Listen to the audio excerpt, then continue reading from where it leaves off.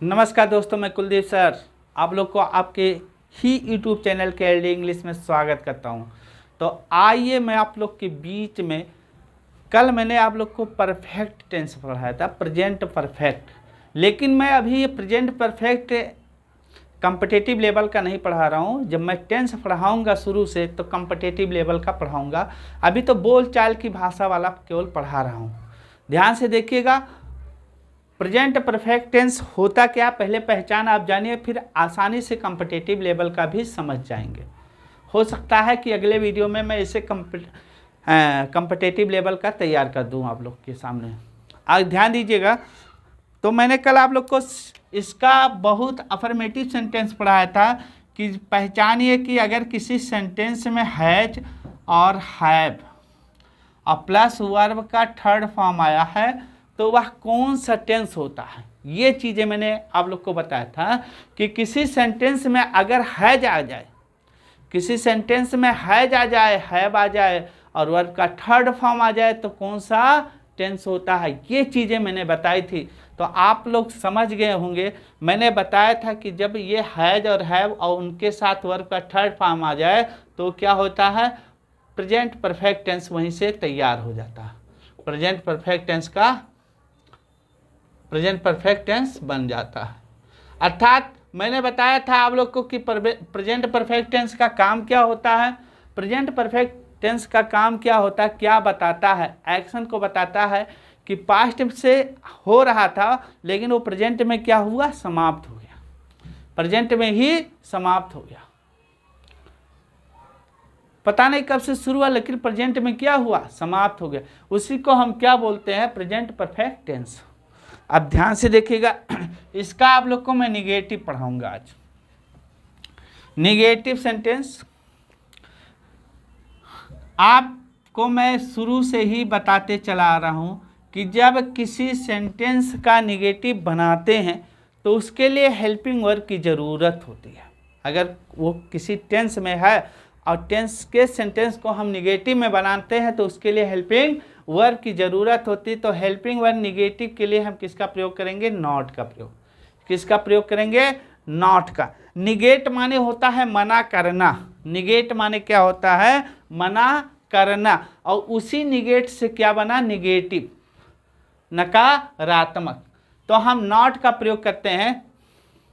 किसका प्रयोग करते हैं, नॉट का। तो इसको निगेटिव सेंटेंस, नकारात्मक वाक्य ही हमारा तैयार हो जाएगा।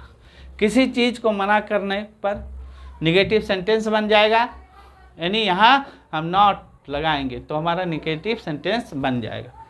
अब नॉट लगाएंगे कहाँ, जानते हैं, किसी सेंटेंस के हेल्पिंग वर्ब के तुरंत बाद। तो यहाँ क्या है, सब्जेक्ट है और प्लस क्या है, हैज ऑब्लिक हैव और प्लस क्या हो जाएगा, नॉट हो जाएगा, प्लस वर्ब का थर्ड फॉर्म और प्लस ऑब्जेक्ट। ये इतना हो गया।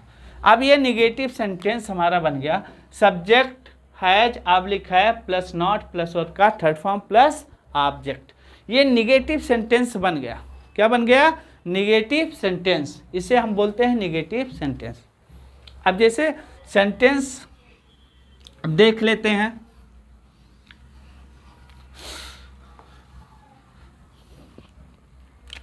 जैसे कहा दिया जाए, वह अभी तक उसका पत्र नहीं पढ़ी।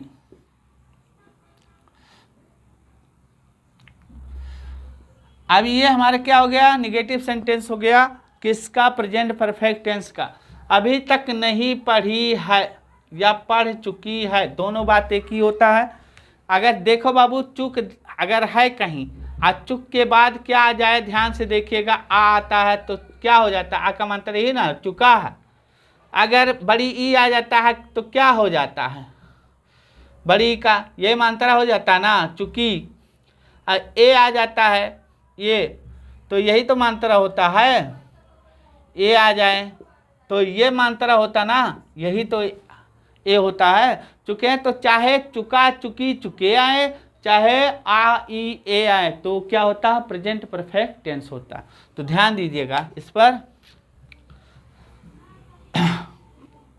अब यहां कह रहा है क्या कि वह अभी तक उसका पत्र नहीं पढ़ी है, वह अभी तक उसका पत्र नहीं पढ़ी है। तो यहाँ क्या हो जाएगा, निगेटिव बनाना, नहीं आया है तो क्या हो जाएगा, सब्जेक्ट हम ले लेंगे यहाँ ही सी। क्या हो गया सी, क्योंकि स्त्रीलिंग है, ई आया है, सी हो जाएगा सी हैज नॉट, सी के साथ हैज आएगा, सिंगुलर है, सी हैज नॉट। अब देखो हेल्पिंग वर्ब के बाद नॉट आ गया। अब पढ़ी है, पढ़ी है का मतलब क्या हो जाएगा, रेड। रीड का second form read, read, read, reading. Read का second form read, third form read, यही स्पेलिंग होता है, खाली इसका प्रोनाउंसिएशन रेड हो जाता है, कलर वाला जो लाल कलर आता नहीं, बोलते हैं लाल कलर को हम क्या बोलते हैं, रेड बोलते हैं, तो वो वही सेम प्रोनाउंसिएशन हो जाता है। तो क्या हो जाएगा, सी हैज नॉट रेड, वह नहीं पढ़ी है, किसका पत्र, उसका पत्र। क्या हो जाएगा, हिज लेटर, हिज लेटर। अभी तक का अंग्रेजी क्या हो जाएगा यहाँ, यट। क्या हो जाएगा, यट लगा। She has not read his letter yet, she has not read his letter yet, वह अभी तक उसका पत्र नहीं पढ़ी है। अगला सेंटेंस,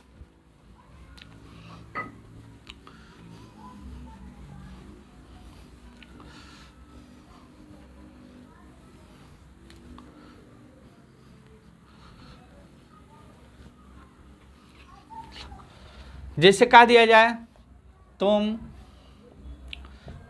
मुझे मेरा किताब नहीं दिए हो, दिए हो, अर्थात तुम मुझे मेरा किताब नहीं दे चुके हो या दिए हो। तो इसको कैसे बनाएंगे, अब देखो तुम की अंग्रेजी यू लगा देंगे, काम पूरा हो रहा है इसलिए हैव लगा देंगे यू के साथ, नहीं आया है नॉट लगा देंगे। अब क्या करना है, वर्ब लगाना है। क्या लगाना है, वर्ब। तो दिए हो हिंदी वाक्य में वर्ब यही होता है, पीछे ही होता है, क्योंकि हिंदी वाक्य का फार्मूला क्या होता है, पहले हम क्या लिखते हैं, कर्ता और कर्म, और क्या हो जाता है, क्रिया। यही तो होता है हिंदी वाक्य का, यही होता है हिंदी वाक्य में, यही कर्ता क्रम क्रिया। लेकिन इंग्लिश में क्या होता है कि सब्जेक्ट प्लस वर्ब, ये जो क्रिया है ना, कर्ता के तुरंत बाद, या कहाँ कर्ता के बाद तुरंत बाद आता है, केवल सिंपल प्रेजेंट और पास्ट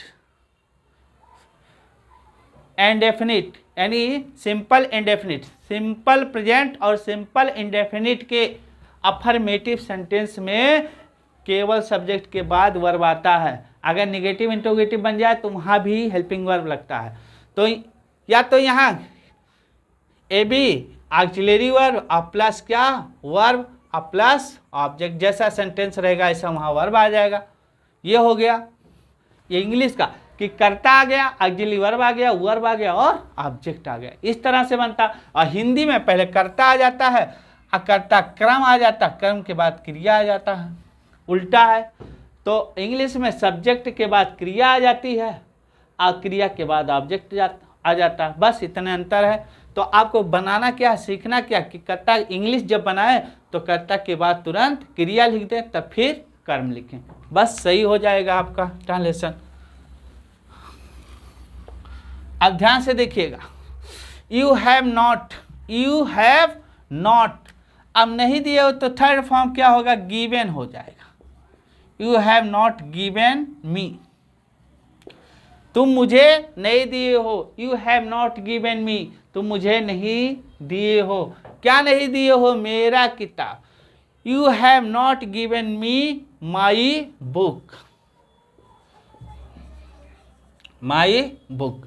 अब ये sentence, you have not given me my book, या इस ऑब्जेक्ट को इधर भी ले जा सकते थे, इसे टू लगा दिए, हम माई बुक भी लिख देते हैं। इसके पहले अगर माई बुक को इसका स्थान देंगे और मी को इसका स्थान देंगे तो देखो कैसे बनता है। तो इस मी के पहले टू लग जाएगा, ध्यान से देखिएगा।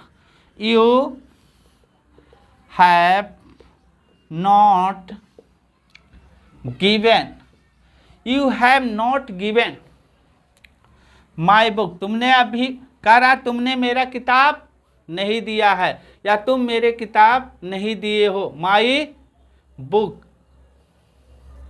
यह ध्यान से देखिएगा बाबू, हो गया ना। You have not given my book, you have not given my book. अब किसे नहीं दिया? मुझे। अब देखो मी माई बुक के स्थान पर आ रहा तो ये अपने आप में टू ले लेगा, तो क्या हो जाएगा? टू मी, क्योंकि ये इनडायरेक्ट ऑब्जेक्ट है और ये माई बुक जुड़ गया ना, पॉजेसिव एडजेक्टिव है, बुक इसके साथ नाउन जुड़ गया तो ये डायरेक्ट ऑब्जेक्ट हो गया। जब डायरेक्ट ऑब्जेक्ट के बाद इनडायरेक्ट ऑब्जेक्ट जाता है तो अपने पहले वो टू ले लेता है। You have not given my book to me, तुमने मुझे मेरा किताब नहीं दिया है या तुम मुझे मेरा किताब नहीं दिए हो। अगला सेंटेंस,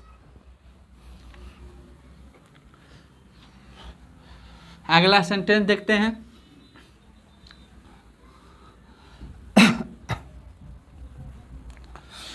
अगला सेंटेंस जैसे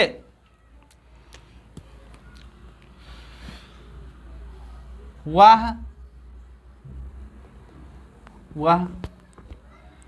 उसकी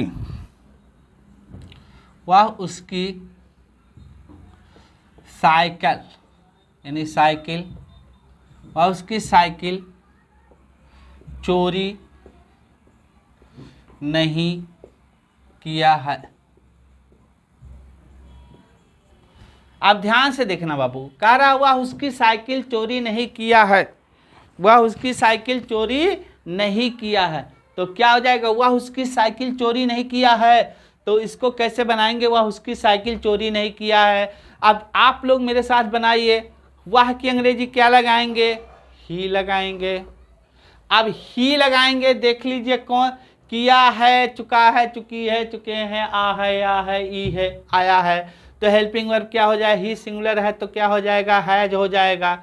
ही हैज निगेटिव है, क्या हो जाएगा? नॉट हो जाएगा। बनाते रहिए, आप लोग मेरे साथ बनाते रहिए। ही हैज नॉट, चोरी करना, स्टील माने चोरी करना हो तो यहाँ स्टोलन हो जाएगा। ही हैज नॉट स्टोलन,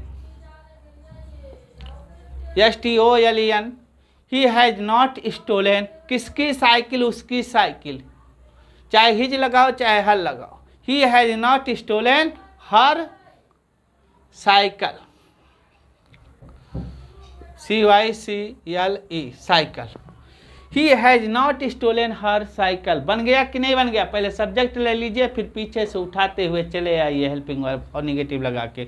आपका सेंटेंस ऐसे पीछे से उठाते आएंगे, पीछे से उठाते आएंगे तो आपका सेंटेंस बनता अपने आप चले। ही का पहले सब्जेक्ट लिख देंगे, हेल्पिंग वर्ब, फिर निगेटिव है तो नॉट, और फिर चोरी नहीं किया है, नहीं तो आ गया ना तो नॉट लिख दिए। चोरी किया है, स्टोलन, किसकी? उसकी साइकिल, हर साइकिल। क्या है?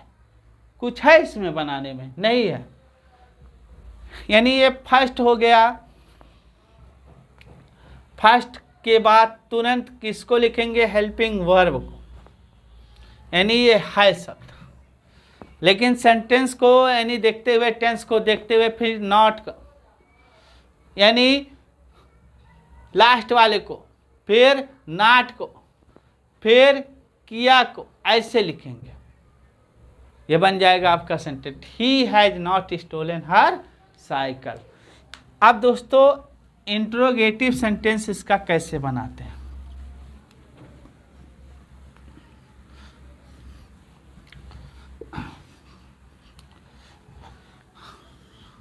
ध्यान से देखना। इंट्रोगेटिव, INTERRO, इंट्रोगेट माने होता प्रश्न पूछना, उसी से इंट्रोगेटिव बना। इंट्रोगेटिव सेंटेंस मतलब होता है प्रश्नवाचक वाक्य। क्या होता है? प्रश्नवाचक वाक्य। इंट्रोगेटिव सेंटेंस मीन्स प्रश्नवाचक वाक्य, प्रश्नवाचक वाक्य, इंट्रोगेटिव सेंटेंस प्रश्नवाचक वाक्य। अब इंट्रोगेटिव सेंटेंस दो तरह से होता है, मैंने पहले भी बताया था। एक तो इसके हेल्पिंग वर्ब से शुरू होगा, हैज है प्लस सब्जेक्ट और प्लस क्या आ जाएगा? वर्ब का थर्ड फॉर्म प्लस ऑब्जेक्ट और प्लस क्वेश्चन मार्क, इस तरह बन गया। एक तो इससे बन जाएगा हेल्पिंग वर्ब से, और दूसरा क्या होगा? अब इंट्रोगेटिव सेंटेंस जो है आई एस बोले तो इंट्रोगेटिव सेंटेंस दो तरह से बन रहा है कि नहीं बन रहा है? और एक क्वेश्चन वर्ड, क्वेश्चन वर्ड बोलेंगे क्या होगा बाबू? WH फैमिली, जो व्हाट, व्हाई, वेयर ये सब होते हैं, एक इनसे बनेगा हैज ऑब्लिक हैव और प्लस क्या हो जाएगा? सब्जेक्ट और प्लस वर्ब का third form plus object plus question mark, ये बन गया। दो तरह से बने। अब देखो, जिसका जवाब हम यस या नो में दे लें, जिस इंट्रोगेटिव सेंटेंस का जवाब यस या नो में दे लें, उसकी अंग्रेजी उसकी इंट्रोगेटिव सेंटेंस उसी वाक्य के हेल्पिंग वर्ब हैज या हैव से बनता है। और जिसका जवाब हम यस या नो में ना दें तो उसका इंट्रोगेटिव सेंटेंस क्वेश्चन वर्ड से बनता है, WH फैमिली से बनता है। और जब इंट्रोगेटिव सेंटेंस हैज या हैव से शुरू होता है, हेल्पिंग वर्ब से शुरू होता है, तो कर्ता के बारे में पूछता है, कर्ता से संबंधित पूछता है। लेकिन जब क्वेश्चन वर्ड तो पूरे सेंटेंस को समेट लेता। चलिए एग्जांपल देखते हैं।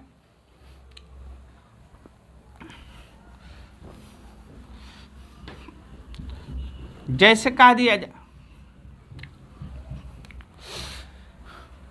क्या भारत के प्रधानमंत्री,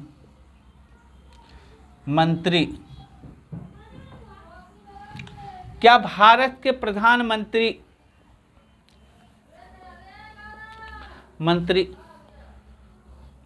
आ गए हैं?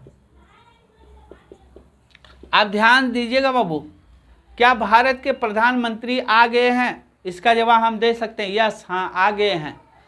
अगर नहीं आए हैं तो नो, नहीं आ गए हैं। तो क्या भारत के प्रधानमंत्री आ गए हैं? तो इसको क्या बनाएंगे? अब यहाँ भारत के प्रधानमंत्री है तो हैज हो जाएगा, सिंगुलर है, has the prime minister, has the prime minister of India. अब यहां देखिएगा बाबू, has the prime minister of India come, बन गया आपका इंट्रोगेटिव। क्या हो गया? Has the prime minister of India come, क्या भारत के प्रधानमंत्री आ चुके हैं? हो गया। अगर आ चुके हैं तो यस हाँ, ही हैज, बस इतने लिख दोगे पूरा सेंस आ जाएगा, ही हैज कम हो जाएगा, यस ही हैज, हाँ वह आ गए हैं। अगर नहीं तो बाबू क्या हो जाएगा? नो हो जाएगा, नो ही, शॉर्ट में लिख दो जरा, ही हैजेंट, नहीं वो नहीं आ चुके हैं, मतलब no he has not come, नहीं वो नहीं आ चुके हैं। तो ध्यान से देखिए, जिसका जवाब हम यस या नो से दे लें, उसकी अंग्रेजी, उसकी मतलब इंट्रोगेटिव शब्द का जो क्या शब्द आता है वाक्य आरंभ में, उसकी अंग्रेजी उसी वाक्य की हेल्पिंग वर्ब हैज या हैव को लगा देते हैं। आगे देखिएगा अगला सेंटेंस,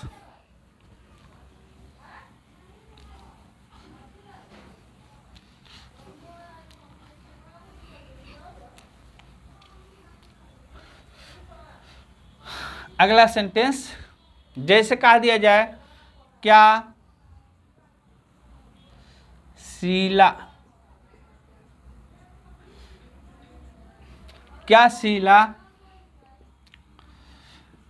नाच चुकी है। अब यहां ध्यान से देखिएगा, क्या शीला नाच चुकी है? क्या शीला नाच चुकी है, तो इसको कैसे बनाएंगे? क्या शीला नाच चुकी है? क्या हो जाएगा? यहाँ देखो शीला सिंगुलर है, नाम है, हैज शीला डांस्ड, है शीला डांस्ड, है शीला डांस, क्या शीला नाच चुकी है।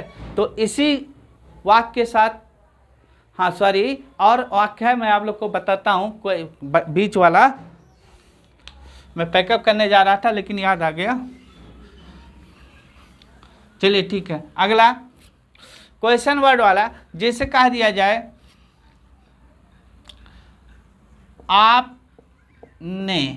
आपने मोहन के लिए क्या खरीदा? मोहन के लिए क्या खरीदा है? क्या खरीदा है? अब ध्यान से देखिए, आपने मोहन के लिए क्या खरीदा है? आपने मोहन के लिए क्या खरीदा है? अब देखो यहाँ क्या शब्द वाक्य के बीच में आ गया, तो सबको जोड़ लिया ना भैया, मोहन के लिए। तो अब इसको क्या बनाएंगे? इसकी WH वर्ड को लगा देंगे। क्या का अंग्रेजी क्या होता है? व्हाट। व्हाट हो गया, व्हाट हैव यू बॉट।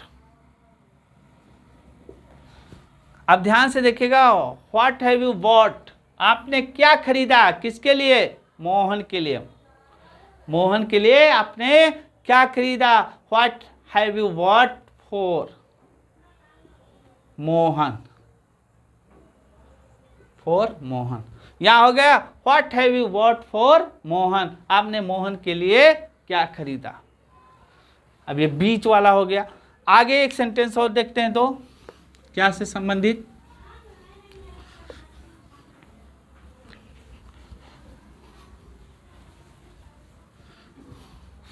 जिसे कह दिया जाए वह क्या किया है?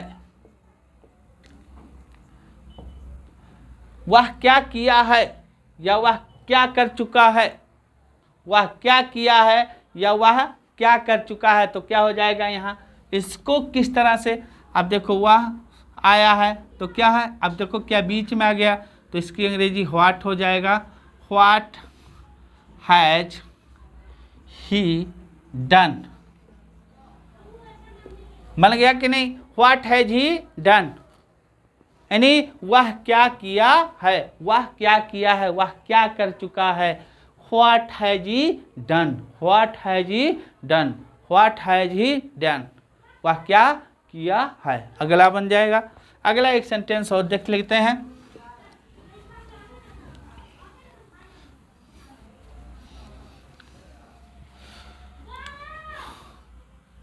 वे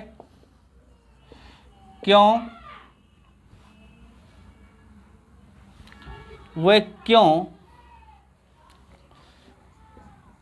नाराज हो गए हैं? अब ध्यान से देखिएगा बाबू, कह रहा है कि वे क्यों नाराज हो गए हैं, मतलब क्यों गुस्सा गए हैं, नाराज हो गए हैं। तो यहाँ लिख सकते हो वे क्यों नाराज, व्हाई। अब देखो वे आया हो, ना कि वह है, वे है, तो यहाँ क्या हो जाएगा? Have. Why have they gotten, GO, या गॉट भी लिख सकते हो, third form, second form, third दोनों होता है। व्हाई हैव दे गॉट, या गॉटन भी लिख दोगे, दोनों सही है, चाहे गॉट लिखो चाहे gotten. Why have they gotten angry, angry माने गुस्सा होना, एंग्री माने क्या होता है? गुस्सा, लेकिन ये वर्ब नहीं इसलिए हमें गॉटन लगाना पड़ा। Why have they gotten angry, why have they gotten angry, वे क्यों गुस्सा गए हैं, वे क्यों गुस्सा गए हैं। या यही हम दे हैव गॉटन के जगह बीन भी लगा सकते थे, BEEN, been. Why have they been gotten, why have they been angry, why have they been angry, वे क्यों गुस्सा गए हैं। बी माने होना भी होता है तो बीन लिख सकते हैं, third form we were been. Okay, बहुत बहुत आप लोग को धन्यवाद। आप मेरे वीडियो को मेरे यूट्यूब चैनल को लाइक शेयर और सब्सक्राइब करिए ताकि आपको आने वाला नोटिफिकेशन मिलता रहे, एक से एक वीडियो आपको देखने को मिले, आपका इंग्लिश इम्प्रूव हो। बहुत बहुत धन्यवाद।